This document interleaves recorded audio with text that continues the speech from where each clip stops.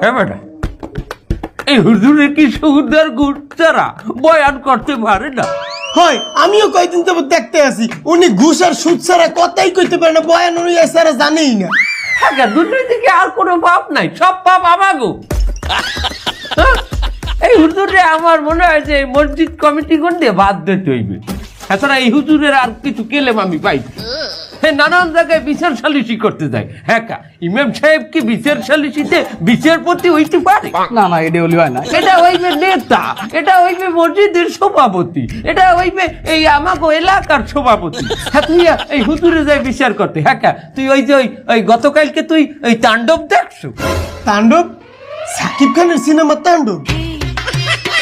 ওরে বেটা, না সাকিব খানের না, ওই মসজিদের পিছনে আমাকে যে মাঠ আছে ওখানে পোলা পানে তাণ্ডব বাজাইলি। এই তাণ্ডবের মধ্যে ইমাম সাহেব গেছে বিচার করতে, এটা কোনো কথা? ইমাম সাহেবের এখানে যাওয়ার খাটে।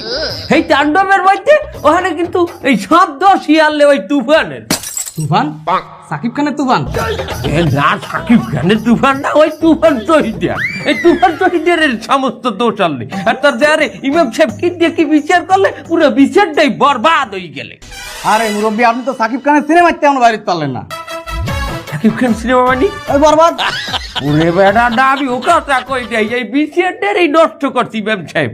আর ওই হুজুর খালি ঘুষ ঘুষ ঘুষ করে চিনলে। হ্যাঁ, আমরা যারা সরকারি চাকরি করি এগরে এই বিষয়টারে অন্য ভাইলে বলা যায় না যে আউট ইনকাম। আউট ইনকাম কি হুজুর করে না? কোথায় আউট ইনকাম করতে যায়? কোথায় বোঝো না? এই যে ইমাম সাহেব মিলাদ পড়াইতে যায়, মিলাদ পড়াইতে যাইয়া হাদিয়া নাই, এটা কি?